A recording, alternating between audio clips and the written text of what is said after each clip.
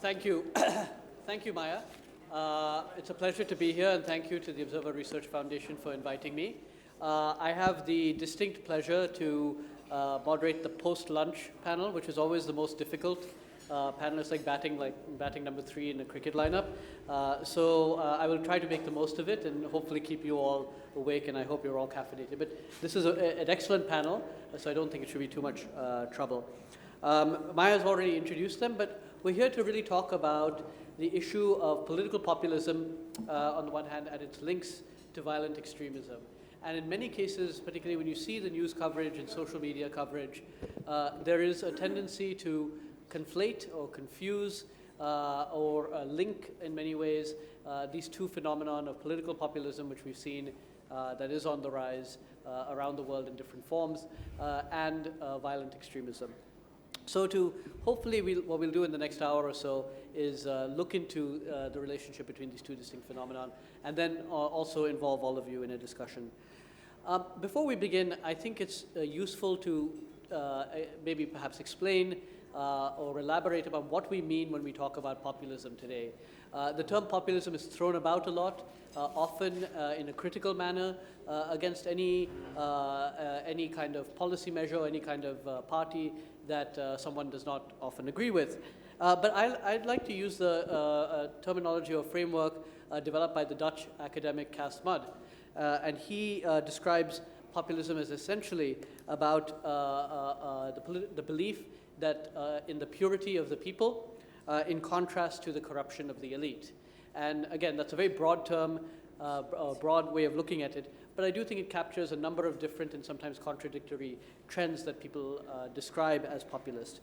Amongst the other factors that often are associated with populism are relative economic deprivation, lack of opportunity, direct democracy, the view that is skepticism about checks and balances in government, hyper-partisanship, in some cases innate nativism about the purity of the ethnicity of a certain people, skepticism about international obligations, and finally, in many cases, the appearance of a charismatic leader who taps into all of these beliefs. I think that's a useful way of looking at it. It's not, it applies, these definitions apply selectively to different countries. But with that, I'm going to start off by just asking a couple of questions of our panelists. And I think I'll start off with Professor here, Vaiju, on you have been an Indian journalist who has reported extensively from across Europe. And one of the places where political populism seems to be on the rise and certainly talked about and documented is in Europe. What do you think is causing this rise of populism, whether in France or UK or Germany or Eastern and Central Europe or Southern Europe for that matter? Is it the decline of institutions or is it something more? I think it's a combination of things. A decline of institutions is certainly one of them. Also, the overall feeling that national sovereignty has given way to a higher sovereign entity, which is that of Brussels. A lot of people feel that they have lost control of their lives. And in a sense, a loss of control vis-a-vis their own governing structures. Now, there's a strange paradox in this, because there's a poll which has just been published, and 85% of all Swedes say that they support the Union. The country which is right at the bottom, which is most skeptical of the European Union, is Italy, and even there, 64% of the population is saying that they have benefited from Europe. So there is a kind of disconnect there, and I think the erosion of national institutions has got a great deal to do with it, but it also has to do with the fact that several problems which beset Europe itself, in a sense, the flight of financial capital from Europe, the whole notion that capital does not need to invest within the country to build up industries, to have a workforce that people are looking after, but that capital can just be disinvested from there and taken off to Vietnam or India or wherever, and that you are creating large rust belts, as it were. That is one hugely contributing factor. And the two sides of the spectrum where you have a clear pauperization of the normal population, of the lowest part of the population, and the wealthy elites becoming wealthier, which is why we see the Gilets jaunes movement carrying on now for weeks after weeks after weeks. Yes, it's faltering, but that feeling of being wronged, that feeling of not getting one's due is certainly there. Salim, if I may turn to you, you are from Turkey. You write about democracy in Turkey and have done research on that. Turkey is often held up as another example of a country that has seen the rise of populist politics. It has overturned many of the conventions about Turkish governance in Turkey and so forth. Would you agree about that the trends we've seen in Turkey are reflective of this decline of institutions? And is that really applicable in many other environments as well? It is, partly it is. Can I hear? No, yeah. As you just mentioned, we are witnessing a very global phenomenon, and its replications in different contexts differ from each other. But I think we can identify one very deep root cause in this global zeitgeist that we are living in the political sense, and that is the content of politics is changing from economics to culture. So what politics should have always been about, mostly at least been about, issues of taxation, wealth distribution, how you share the resources, who gets what in what quantities, now giving way to more identity-based problems and questions. And so in Europe, it's about do the migrants belong here? In the United States, it's about one can have abortion, or is abortion a murder? So these are identity-based questions, and the problem with identity-based questions is that it's very hard to negotiate when it's about their answers are yes or no. I mean, it's either migrants belong to Europe or they never belong to there. You can't really, but in taxation you can. I mean, I say 10%, another party demands 20% taxation, and we can reach an agreement in let's say 15%. And negotiation and reaching agreement is possible in economic matters. In identity-based matters, it's impossible or very difficult. Turkey has been going on through this process for a very long time, actually. The politics in Turkish life had always or mostly been dominated by cultural issues and identity-based problems, which allows it to give way to the rise of populism. So populism as a latent force was always there, but with the rise of a global phenomena, it also now started to be defined as populist by outsiders as well. But we're witnessing the same phenomena for quite some time. And may I add one more thing, or shall I? Please. Yeah, I don't want to talk too much, but when I first went to Europe, I went to Sweden for taking a post in Lund University, and 2 days after my arrival, we had a workshop on Turkish model of democracy and how Turkey is a great model for democratization. Why not the rest of the Islamic world follow this Turkish model? And the year was 2012. In 2016, everybody was agreeing that Turkey is no more a democracy. So the process, and retrospectively looking, now we look at Turkish democratization, most people would say that this decline had started at least as late as 2010. So one current phenomena, which is true for Turkey but also true for many other democracies, is that this decline of democracy comes in a very peaceful mission. It's not like the military coups of the 1970s. It's not like the revolutionary movements.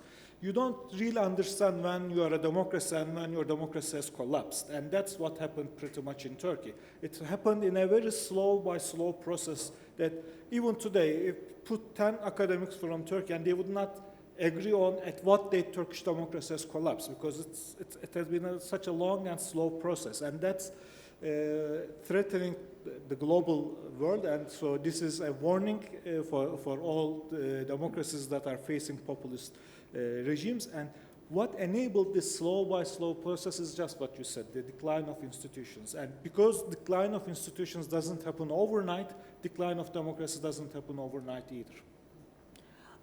Lorena, how much would you say that the new media environment, including the rise of social media, is playing a role in contributing to populism around the world? Yes, let me just start briefly saying that I'm from the Club de Madrid, which is a network of former head of states and governments that are committed to supporting and advancing democratic leadership and values. And from this perspective, and also me, I was born and raised in Venezuela, but I live in Spain, no? Where our secretariat is based. And of course, addressing the crisis of representation and the populism opens up so many different layers of analysis, thinking on my context, and then also Europe, and now being here in India and in the region. So, but still, I would like to pick up in the identity-based element that was raised before, because we see as pluralism and its manifestation is a position of plurality and diversity. So in the digital transformation, let's say, era, it creates, of course, several opportunities for advancing governance, inclusivity, but also it creates enormous challenges. And in that sense, our social fabric has been totally impacted by these technologies. And the thing is how we balance politics, markets, societies, civil movements within all this framework. And I must say that definitely the social media is playing a crucial role. I think we are all in agreement with that. The thing is how we're going to handle and how we're going to address the issues. And of course, now everybody's commenting on the Brexit referendum, US elections, but it's been happening back, the last years, is not just in the last couple of years. By the way, there is a great documentary called The Grey Hat, when you can see how actually there's social media platforms, including Facebook, has been, let's say, playing an important role in this, specifically building on the fears and, let's say, sense of uncertainty of societies, and of course have, in a way, exploding these feelings and help switch them from how they were perceived as persuadables citizens to finally become voters, no? Which at the end, this is where we have to reflect on whether our citizens are actually being more interested in these, let's say, strong men or populism, which honestly I have several doubts. I've read so many reports, but then some analyzing millennials, Generation Z, and believe that, of course, that disenfranchised, they don't trust institutions anymore. That's clear, but then that doesn't necessarily means that they are supporting this kind of far-right movement. I don't know, I would like to open up this type of also question also to the audience, because I have some doubts on that. Should I leave it on that? Yeah. Do you want to jump in on this as well, on the issue of social media and populism? Yeah, I would like to jump in on, because I have noticed throughout, I've been following the Gilets jaunes movement now, and the Gilets jaunes movement is really typical of how a populist movement, in that sense, although they don't have a populist leader and all that, it is a grassroots kind of movement which has started up. It started with one woman saying that petrol prices have been hiked up, let us all meet and begin to protest. That's how it started, and it moved like wildfire across France, and the president had to actually come out and apologize and drop those taxes and all that kind of thing. However, when you are talking about social media, there are 2 or 3 issues which strike me personally as somebody who's been coming from the world of media. We talked about Facebook this morning and regulation and deregulation and who sets the rules. Is it the government? In which case, is there censorship? Is there not censorship? How free should the social media be? To my mind, there are 2 very, very essential issues. One is that of anonymity on social media. People hiding behind all kinds of different identities, which then allows them to spout all kinds of hate speech. Why can there not be some effort in newspapers? When you get letters to the editor, those are vetted, and unless you have a proper address and you identify yourself, at least to some extent, your letter is not published. And this just does not seem to apply to social media. The other thing is also the erosion of legacy media.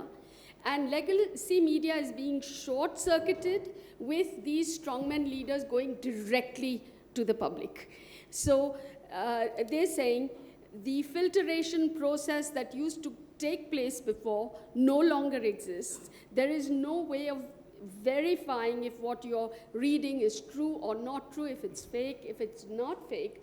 Legacy media did give you a certain kind of guarantee, although not usually, no, certainly not the tabloid press. So I just wanted to jump in there to say that these are things that perhaps Facebook and Amazon and all that should be considering, and they should be paying copyright to all the articles that they purloined from various traditional media outlets, because they are hollowing out the economic models of these media outlets, and newspapers, responsible newspapers, are dying as a result. Well, that could be the subject of a completely different panel, and I believe actually the media rumble took place a few days ago, yeah, where this was discussed at length here in Delhi. But if I bring Haroro into this, and just, we've talked about populism and some of the reasons, some very good examples of rising populism around the world.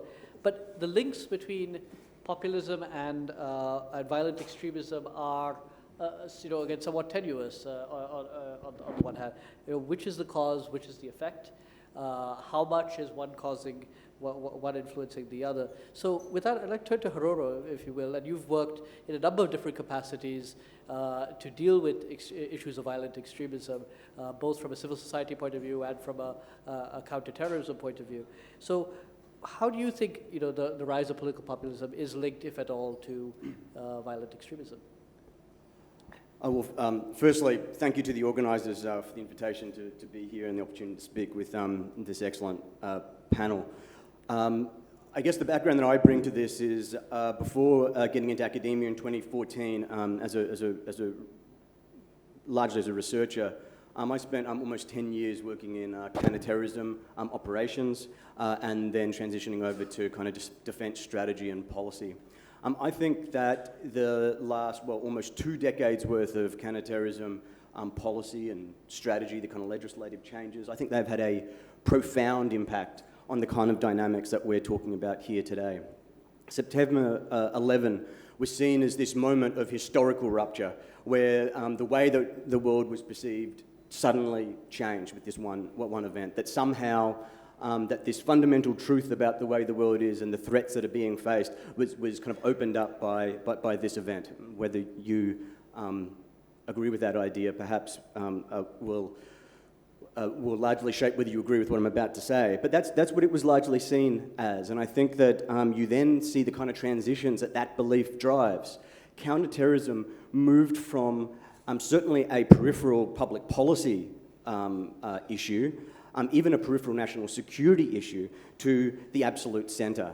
the kind of rhetoric that that kind of characterized, the last, over a decade and a half, was that this threat, the terrorist threat, is so extraordinary that in the balance between security and those democratic promises, freedoms and protections, that the latter, those democratic promises, would need to be constrained for the sake of the former, security. The message, I think, that this sent to populations within democracies, let's call them electorates, was this idea that democracy isn't quite up to 21st century security threats and challenges.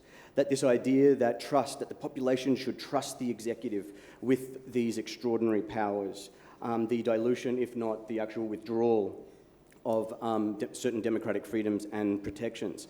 Now, it was within this kind of context that the political capital for being a strong leader, for being tough on security, for being willing to take charge, for saying, I am going to be responsible for these executive powers, that the political capital increased within this context.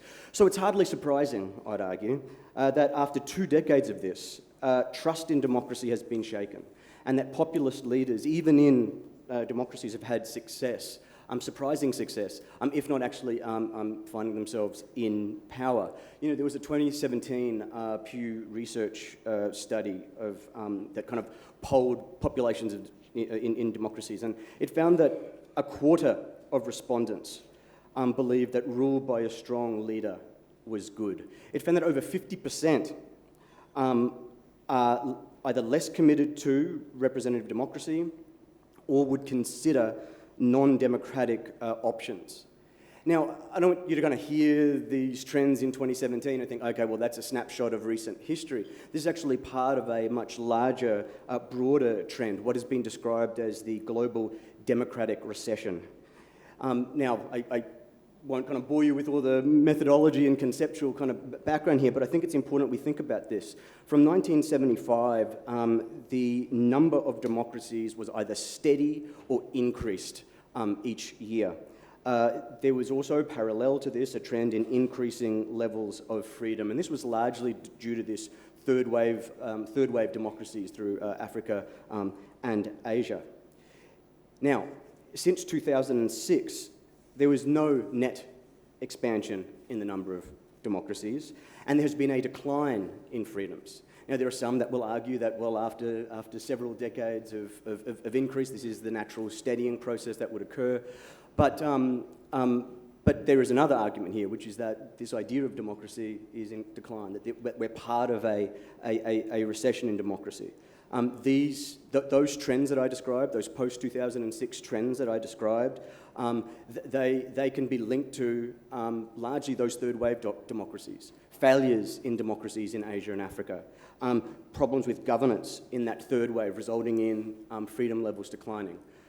But they are also reflected in Western democracies as well, levels of freedom declining there. And those levels of freedoms declining can largely be linked to the policies of the policies of the war on terror. Now, how do we link this back to this idea of populism and the rise of populism? Well, I think that,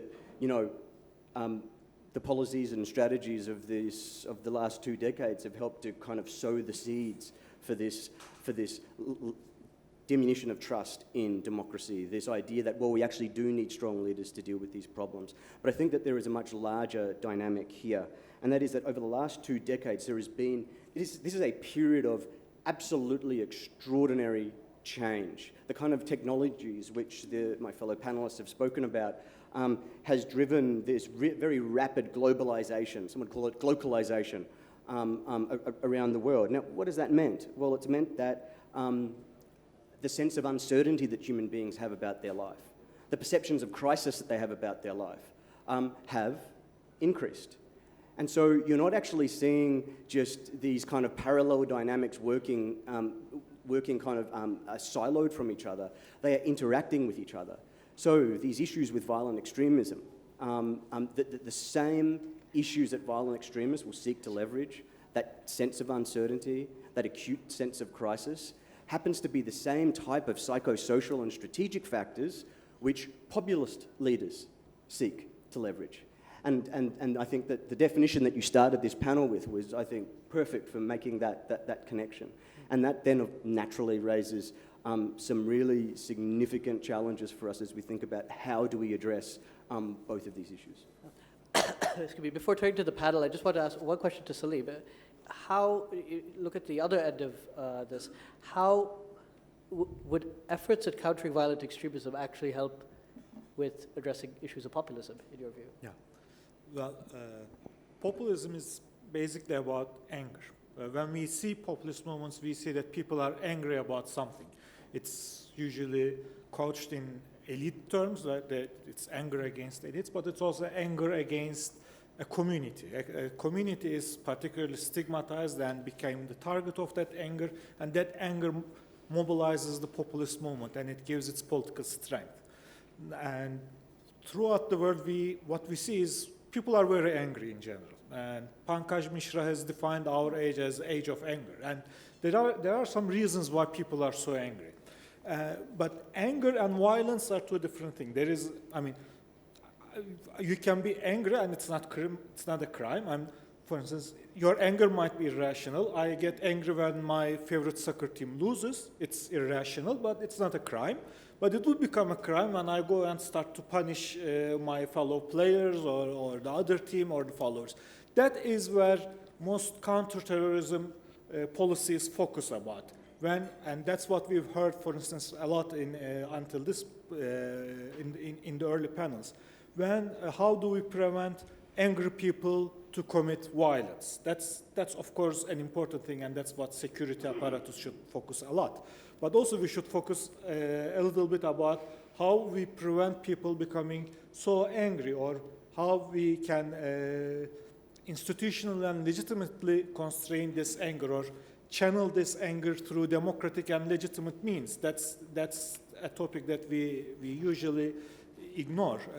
And for that, not entirely related, but I think we can make an analogy. I think I should mention this. Actually, it was raised in the first panel. Saad Muhsini mentioned about these Islamic radicals. It's a very telling story, and I think I will very briefly talk about it to make sense about the populist thing as well. Last year, there was a big debate among French Orientalists, Gilles Kepel and Olivier Roy. Gilles Kepel said that Islam is becoming radicalized, and Olivier Roy said, no. What we're seeing is Islamization of radicalism, which it sounds like a very pedantic debate about two scholars on tiny details and how you name. But there is a huge policy dimension inside this debate. Because when several studies, and it was mentioned today as well, that most of those people who commit violence are not people who had been infiltrated through religious institutions and gained religious teaching for over and over, and after some point become too religious and started to commit violence. It's almost never the case. There are several studies confirming it in Europe. Turkish police intelligence made a profiling of people who committed violence in Turkish citizens in ISIS and Al-Qaeda, and I had a chance to talk with the academics who conducted that interviews. The result is the same. People become radicalized almost overnight, which tells that actually it is, in that case, Islam becoming basically the banner of an anger.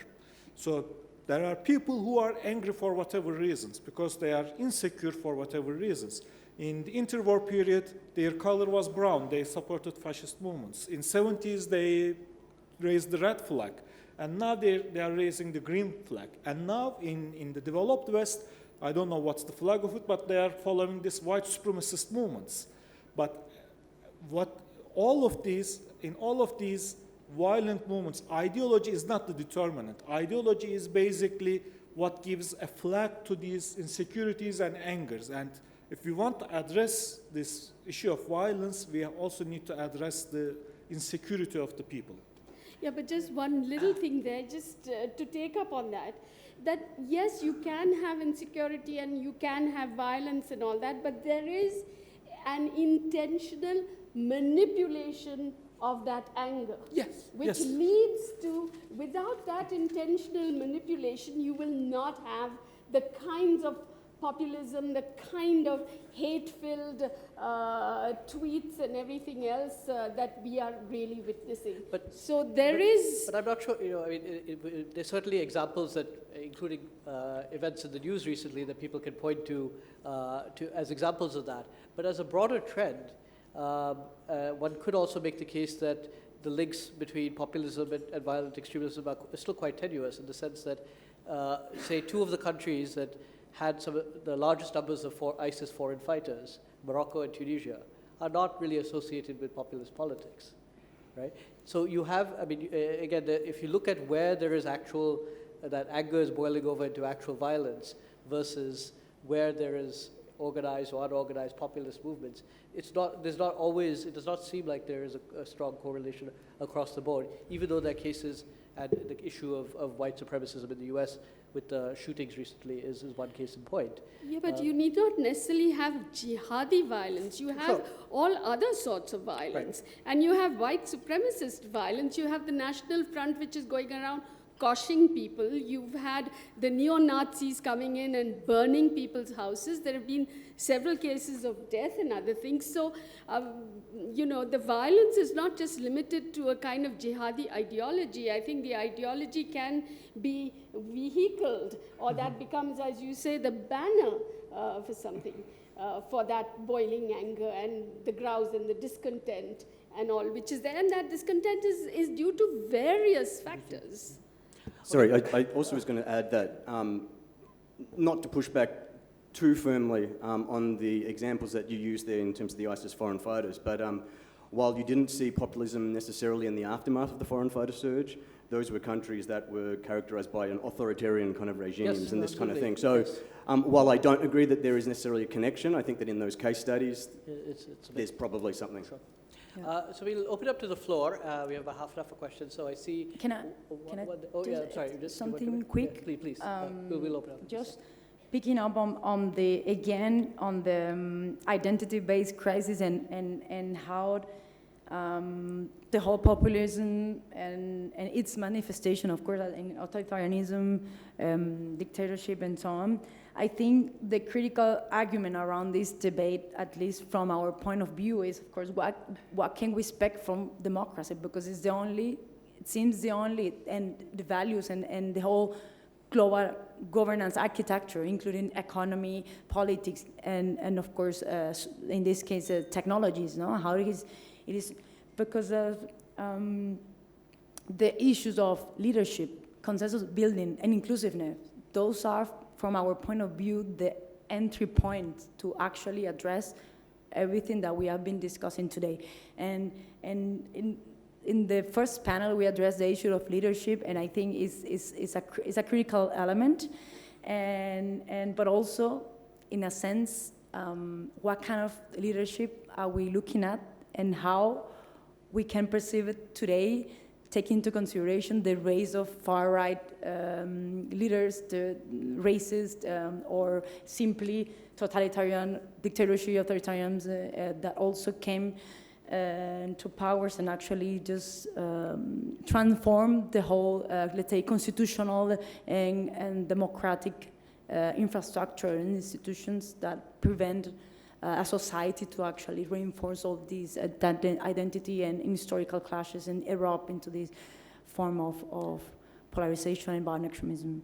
Right. So it's not as if non-democratic governments have done necessarily a better job of addressing some of the, I mean, as we see in Xinjiang, or we see in Russia, even for that matter, they haven't necessarily done a better job of addressing some of these issues. Let's open it up to the floor. We have the gentleman back, please. And if you could please identify yourself and stick to one question or comment, that would be helpful, just so we can maximize the participation. Yeah. Please. My name is Ansuman Behra. I'm from National Institute of Advanced Studies, Bangalore.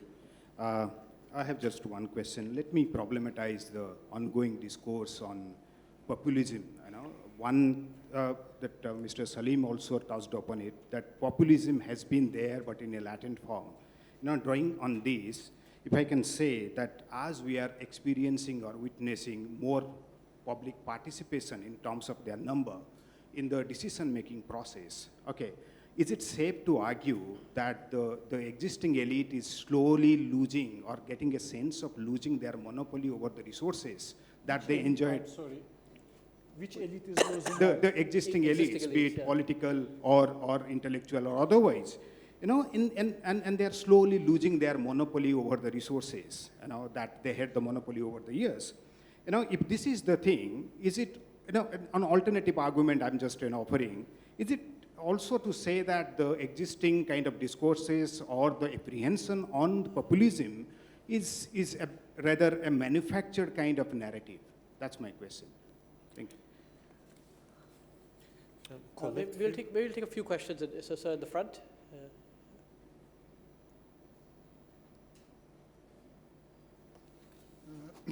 I have one question only to all the panelists.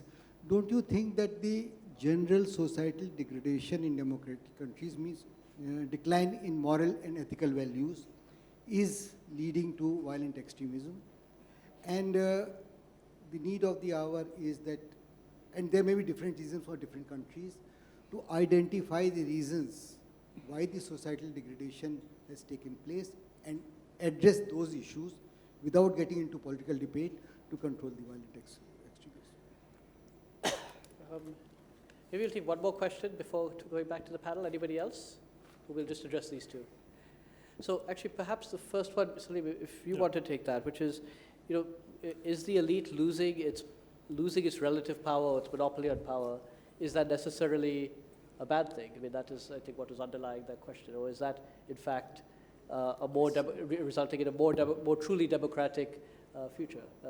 If anyone wants to address that, please, but maybe we start with Salim. Yeah, maybe I think I need to a little bit clarify what I've said so that I will, in the due course, I hopefully will be able to answer the both questions as well in my own perspective. First of all, when we talk about the reasons and causes of populism, again, we are talking about a global phenomenon, and in each case we can identify different reasons and different causes. So that, let me call it as the immediate cause in different cases. But then there is a root cause that you can identify with all cases. The root cause, in my understanding, is the insecurity that the large society is feeling. But this reason for insecurity in different societies can be very different. In the Western societies, particularly in the developed West, which surprises us most, right? When the Americans elect Trump, this is like, I lived in America, that's not the America that I know, and it puzzles us. How can America elect Trump? So we have to come with answers to that, or Brexit and etc. And of course, any answer can be very reductionist, but one answer that I want to come up again and again is the insecurity argument. And the insecurity, particularly in the European case, is related with the decline of the welfare state. People, compared to their elder generations, are much more insecure regarding their future, regarding their economic prospects, regarding their economic safety. And you can see it in every country, and also even in Turkey to an extent. So that there is an obvious relationship between insecurity, decline of the middle class, and radicalism. That radicalism today takes in the form of populism because we are living in a democratic age. If we were living in an age where democracies in Europe were much more weaker, it would either lead to a socialist revolution or a fascist revolution. That's what the history tells us. Thanks to the strength of democracy, it takes the form of populism. And the underlying cause is the fear and the insecurity that the middle classes particularly are feeling. That insecurity often is directed to the wrong direction. The economic decline of the welfare state is probably much more linked to the neoliberalization of economy than the migrants, of course. But that's my perspective. But nevertheless, the reality is that there is this insecurity which leads to people onto these populist movements. When it comes to Turkey, and that's where I said populism was always there, what I mean is that people were always insecure, and there was always this clash about there was never that strong middle class that would be the backbone of a powerful democracy. And one more element, the politics was organized not along individuals, not along economic things, but along communities. And I don't want to breach my expertise, but this might maybe be true for India as well, probably. So, and most developing countries. If politics is organized as a struggle between communities, and if communities struggle collectively for resources, that inevitably increases the polarization, that inevitably leads populism, because it gives the populist leaders to stigmatize a minority community, because resources are distributed among communities, not among individuals. If that is the case, and that is the case in Turkish politics, that is a fertile breeding ground for populism. It just waits the correct political leader, and now we have the perfect leader for that. Haroro, you had a two-figure, Sure, you yeah. want to intervene. I might just respond to the second question, actually. I think that this idea of social disintegration is actually very, very important. You know, there are libraries worth of literature looking into the importance of what the field describes as social trust. There's a scholar practitioner, Halpin, who describes social trust as the black matter of social and economic life. And so when you're measuring social trust, there are two different types of social trust, broadly speaking. So there is this idea of horizontal trust, which is trust within a group, and then vertical trust, and then there's horizontal trust, which is trust between groups. And what measures of social trust do is that they're kind of predictors for trends within the broader society. So, for example, in places like Papua New Guinea, in places like Mindanao in the Philippines, where I do some work, you have very high levels of vertical social trust, but quite weak levels of horizontal social trust. What happens? The societies tend to be characterized by higher levels of corruption. There is higher levels of nepotism. And this should make sense, because social trust within the vertical is stronger, it's weaker in the horizontal. And so social trust, I think so the idea of social trust goes to the heart, I think, of what you're speaking about here.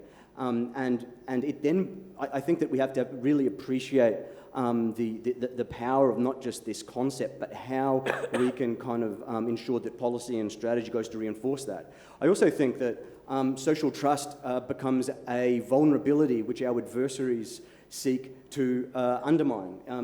A study that I'm currently doing in DC is looking at this trinity of influence that our state and non-state adversaries kind of seek to attack with their anti-democratic, what could be called influence operations, propaganda efforts, misinformation, disinformation.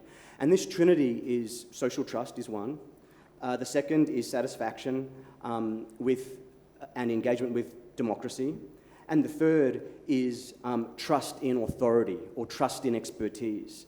And what you see is that we then start to understand, I guess, the strategic logic of these efforts, that as you erode social trust, as you erode the population's trust in expertise and authorities, and you erode their satisfaction with democracy, what you actually do is you create the conditions within which, from a psychosocial perspective, people become more susceptible to polarizing, black and white, simplistic narratives, the kind of propaganda that violent extremists and populists seek to leverage. On the other side of that, you create the strategic conditions within which there is a disengagement by the population with the democratic process. What characterizes that? Well, increasing engagement with non-democratic forms of action, the most extreme of which is terrorism. What's another trait? Greater support for foreign powers. And so I think that this idea of social trust is important for understanding these dynamics. The concept of social trust is really crucial to this trinity of factors, which I think our state and non-state adversaries seek to kind of erode and undermine. And the effect of this is the kind of dynamics which we're speaking about here. I want to give the other two panelists, yes, please. Yes. Quickly just pick up on the first question on populism? And it's true that there are some political scientists who said that populism in general might open up opportunities to touch upon certain, let's say, taboo challenges within society, because they start actually bringing these elements into the national, let's say, politics agenda. But again, we cannot deny that, at least in my view, that it is a response to a crisis in democracy, and that haven't been able to deliver on equality of all and inclusive citizenship. So again, it goes back to the origins of our debate, but we might recognize that at some point they open up certain areas of discussion that we have seen that in Latin America, and in Greece, in Spain, and all over the world. So I think there's some element of discussion there, but I think, at least from my point of view, it goes back to the core of the conversation. Well, I would just like to say one little thing about the elites. And the suggestion was that the elites are losing their power. I'm not sure that the elites are losing their power. I think if you look at the global economic system, what it has done is that it has affected the middle classes much more, because the kinds of industries on which the middle classes depended have, in a sense, been hollowed out in Western industrial societies, in any case. And there the bottom has fallen out. But who are the people who are benefiting from the fruits of financial capital invested here and there through hedge funds and all that? It's the elites. And those elites are working hand in glove with a lot of populist elements and populist leaders. So I don't think that the elites are the ones that are going to lose out. The ones who feel this sense of anger and grouse and all that are those classes of people who have really been experiencing pauperization, who are really becoming poorer than they were. And to talk about moral and ethical values, which you did, I don't know exactly what you're referring to. If you're saying that the world has become much more corrupt than it was before, in certain cases, yes, but in many cases, no. Because for the general population, your tax systems and all that are so draconian that there is little chance of cheating, in a sense. But of course, you have Panama and Monaco and all those tax havens where the wealthiest park their money and they are protected. They continue to be protected. About morals, I don't know.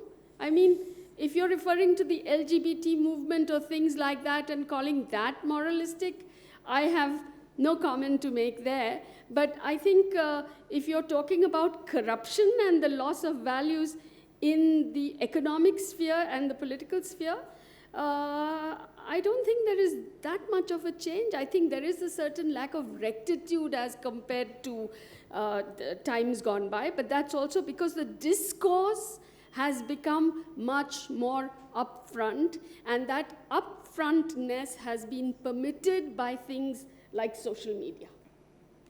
We take another round of questions. There aren't Yes, any. Niranjan. I'm Niranjan Sahu from ORF. I wanted to reflect something recently. Francis Fukuyama wrote a book on identity, where he talks about, which some of you brought out, about resentment, that growing resentment across continents, across political system, and then anger, that latent anger, which is largely channeled by your the new tool, that is tech tool, social media, other platforms, is being very well manipulated by the leaders across different systems. So that's also, populism is reflected in, largely in the popular medium. That is what people say, that populism is basically harnessed by some of these smart, witty leaders.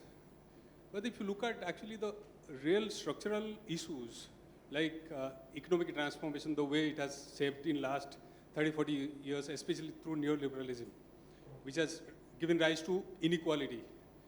a huge inequality, like 5 to 10% of people have cornered most of the benefits.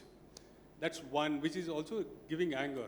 Then you have a corrupt elite, elite business and other kind of mafia, which have brought a kind of nexus, such a deep nexus for the last 30, 40 years. So there people see that those who are coming as outsider, as leaders like Modi or someone like Trump, who never came up through the establishment, they came as an outsider, is seen as a welcome change. And for that, I think democratic system has no answer. How to actually really observe those kind of challenges and channelize probably for a more productive way, we probably have to figure that. So could you address that as a question to one of the panel? No, so it's more of a commentary. Yeah, I understand. Do you have others, other questions, other comments to the floor? Can I comment on please, that yeah, comment? Please, yeah, I was going to ask of Now, that anger, and it's used by populist leaders, populist movements actually reflect that anger. And what you said as populists also basically voice the discontent within the democracy. One analogy that I like is it's like the drunk dinner guest. He comes, he says all the inappropriate things to say, but everybody knows that it's true. Yes, but I understand that. But maybe we need to, and here I'm not so sure about it. That's why I didn't talk about this initially. But maybe there's a distinction between more left-wing populists and right-wing populists. Left-wing populists, maybe you could say that the anger is more, the anger coming from inequality can be maybe, and that's maybe the yellow vests can fit into that scheme, is directed more towards the financial elite and the governments, whereas in right-wing populisms, and that's the magic of right-wing populist leaders, that anger is taken from that context and directed to some identity-based groups. This can be immigrants, but not always. I mean, the LGBT movement is also something that creates its own backlash because, again, the anger is directed to the democratic rights of these peoples, and conservative politicians play very well with this, but it's hard not to see the nexus between these conservative politics and the financial elite behind it. Right. No, so we've addressed, I think, some of the issues, which is identity, inequality, information environment. Would others want to comment? I mean, so are democratic systems well-equipped, as Niranjan asked, to deal with some of these challenges that we're facing? And I do want to bring it back to the issue of violent extremism. I mean, maybe you can start, Haroro, since you've actually worked on this. You described a process whereby the global war on terror led to certain dynamics that helped fuel the rise of populism. But now that we have this, and now that in some ways the idea of a global war on terror has receded, even if terrorism has not gone away as a challenge, is there a way now to pull that back, if you will? Sure. Yeah, I mean, I don't want to I did not mean to imply this direct linear kind of causation between the two, but I think that what happened was that it created a conducive environment in which this kind of, because there were these larger dynamics going on in terms of the rapidity of the change, particularly driven by technology, and the research is clear how human beings tend to respond to kind of uncertainty. That sense of crisis, and as I said before, what violent extremists tend to do and what they kind of share as propagandists with populists is this idea of linking the other with that sense of crisis, and linking themselves to a solution to that crisis, that only they are actually capable of solving a crisis so acute and caused by others, caused by enemies who are so committed to the destruction of the in-group. And so I think that where we need to begin is to take a far more proportionate look at how we think about counterterrorism and CVE. It is particularly important from a Western perspective, where the primary threat, it would seem, is not coming necessarily from a minority population, but from the majority population. And I actually see that as well. I don't want to say it's a positive thing, but I think that what it will do is it will posture governments to take a far more sober and methodical approach to CT and CVE. Because all of a sudden, this threat isn't this faceless, typically brown person over here.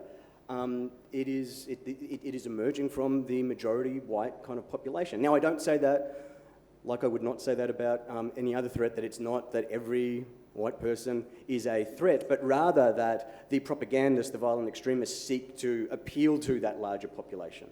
And so I do think that what you'll see is a far more methodical and sober approach to how we think about counterterrorism and CVE.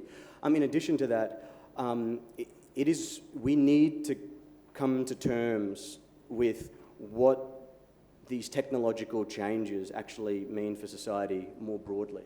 I think what we're going through now, the kind of social and economic, but at a far more micro level, the kind of cognitive and psychological impact that this degree of change is happening is probably equivalent in only to, say, the Industrial Revolution in human history. Now, I don't mean to be dramatic and that far-reaching with it, but we need to think about this from a policy perspective, from an education perspective, from our social policy perspective.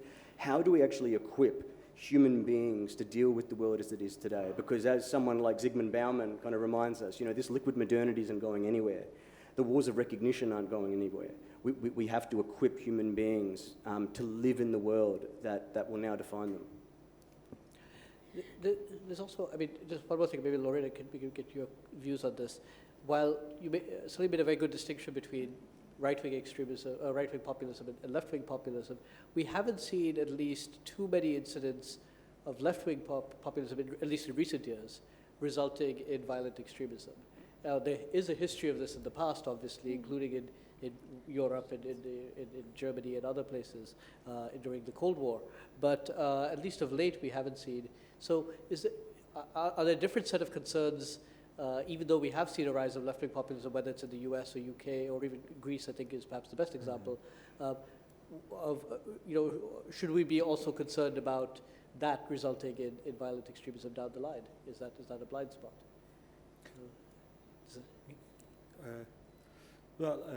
One thing about populism is it's kind of good when it is in opposition, because it shows us all the flaws that we have. So left-wing populism, mostly being as a challenge to the system, but not yet in government, except Greece probably, is so far doesn't give us many things to get scared of. But what we need to see is how will they practice it when and if they come to power. But having said that, left-wing populism Italy is an interesting case where the right-wing and left-wing governments, parties have joined together and joined forces. Yeah. In some ways reflect... Cinque Stelle can't really be called left-wing. Well, yes.